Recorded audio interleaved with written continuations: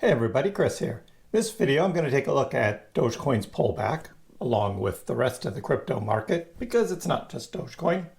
Then later in this video, I'm going to give my take on what's going on with Safemoon and CoffeeZilla. But first, here we are with Dogecoin. We survived Doge Day. Dogecoin went down, but so did all crypto. So it wasn't just Dogecoin. I'll show you that on the charts in a minute. And overall, Doge is doing okay. CoinMarketCap is showing that Dogecoin is still in its same 11th place, still holding well. I'll show you that along with some other cryptos. And I still think there's a lot of good news coming out for Dogecoin. All this with Elon Musk and Twitter and SpaceX and Tesla had its earnings, great earnings. Is Dogecoin on the Tesla books? Well, we don't really know for sure because Tesla just called it digital assets. They didn't really call out Bitcoin and Dogecoin, but looks like there was $1 million more worth of digital assets this quarter than there were last quarter. And I don't know if that's just a change in price because Bitcoin is still about where it was. Actually a little lower, I think, than where it was on December 31st. So that could be Dogecoin on Tesla's books. And it's over $1 million worth. So that's cool, but we don't know for sure. Elon Musk or Tesla hasn't actually spelled that out. But we think it is because you can buy merch on the Tesla merch store with Dogecoin and they give their wallet. So you give them Dogecoin, it goes into their wallet. Tesla has a wallet, Dogecoin. That's probably what that is. But not a lot of big hype over that, nor do we really want that. Again, every time we see Dogecoin spike up, the shorters come and they push it back down. And that's not good. That's not good overall. I do want to remind you to subscribe to my channel. Please do leave comments below on my videos. Always like to see what you have to say. Always a good thing. What else is going on in the crypto market? We'll cover that in a bit, particularly what's going on with Safemoon right now, because I think it's important for the overall crypto market, whether you love Safemoon or hate Safemoon. It's usually one or the other, right? No one's really in between on that, unless you really just don't care. But I think it's important for the overall crypto market, and I'll cover that in a little bit. But first, let's take a look at the charts, and I'll show you what I'm looking at. So we'll start here with the Dogecoin chart here on the 30 minutes, and you'll see Dogecoin's at about 1370 right now. The pullback here from up at 1470, so a penny down from where it was just a couple days ago.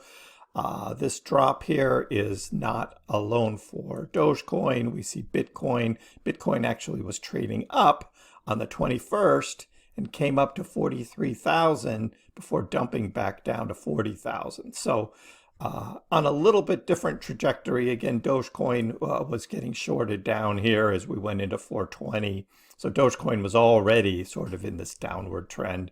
We go back to the daily and we look at Doge and we see that what I was looking at with these green lines are the gains that Doge was making and whether Doge could stay above 1330, which it has. There was a dip again down almost 1330, staying above. But this purple line is looking at lower highs. So that's not a good sign when you're looking at Doge trading forward. You don't want the lower highs because that just is a bearish tendency. We don't know overall on crypto how it's going to come out of sort of the negative news from the stock market, what's happening with rising interest rates, the basis points that Jerome Powell is going to be talking about how to curb inflation.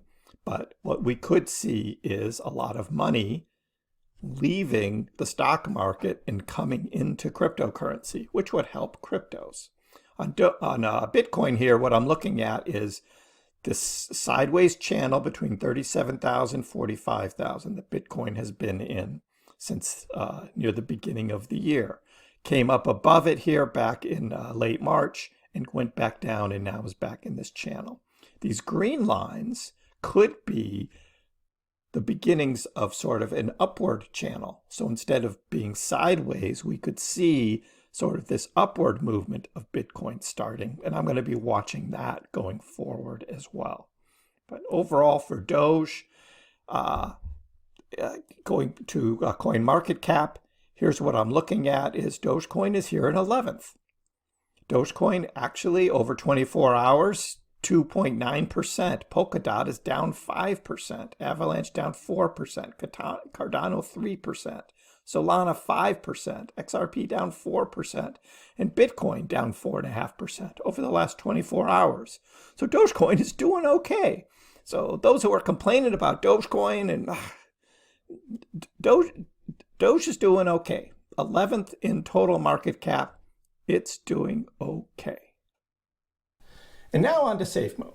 So a little over a year ago, when I had my Discord server, and a lot of people were talking about Safemoon because it was just in the crypto world that people were really excited about this thing. And I looked into it at the time and I bought some. I put about $1,200 into it, probably at a price of 11 or so was my price, my buy-in price. And we were kind of having fun with it on the server. A lot of people were calling it a scam back then. Didn't really pay a lot of attention to it because there was so much happening with Dogecoin and other things, and I just really wasn't paying attention. But you kind of knew what was going on because still a lot of people were talking about it. This whole thing about setting up its own Safemoon wallet. Why, I don't know, unless it was just to trade Safemoon. This whole thing about Gambia and, you know, what John Caroni, you start looking into his past and his family's past and his relationship to Africa and where all that was coming from. It was going to be the currency of Gambia and all that stuff was just like, I didn't believe any of that.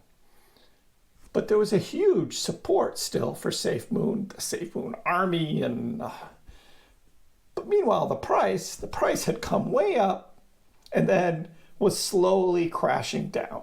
And as that kept coming down, you kind of wonder what was going on. There were a couple little spike ups, but it was still continuing down. And that's a trend that we see in a lot of BSC tokens. And Safemoon is just one of those. All this talk about Safemoon going to $1, ridiculous, because there's so many Safemoon coins, even with the burning and everything else going on. It just, the math didn't add up. Over the summer, I sold. And I sold at about 5 zeros, 17, 18. You take out the 10% buy and the 10% tax on sell. And then, so I ended up making about $500 on it, which is fine. I mean, I just put a little money in just to watch it, just to see what was going on with it. But yeah, I got out of it because there was this talk about a V2 coming up, and they were going to migrate from version 1 to version 2. And the first thing I thought of when I heard of that was it's just another money grab. And now that CoffeeZilla, Steven's gotten into this and really looked at it, the blockchain and what's going on, it's really hard to tell on the blockchain where the tokens go when the migration happens from V1 to V2. And I think Steven really tried. Now, whether it's really that much of a loss or not, of how much money was taken out, I'm not going to get into that, but it just seemed to me like it was another opportunity to take money out of Safemoon. You look at Papa, and he made $2 million as a dev. It's like $2 million for what, 6 months of work, 7 months of work?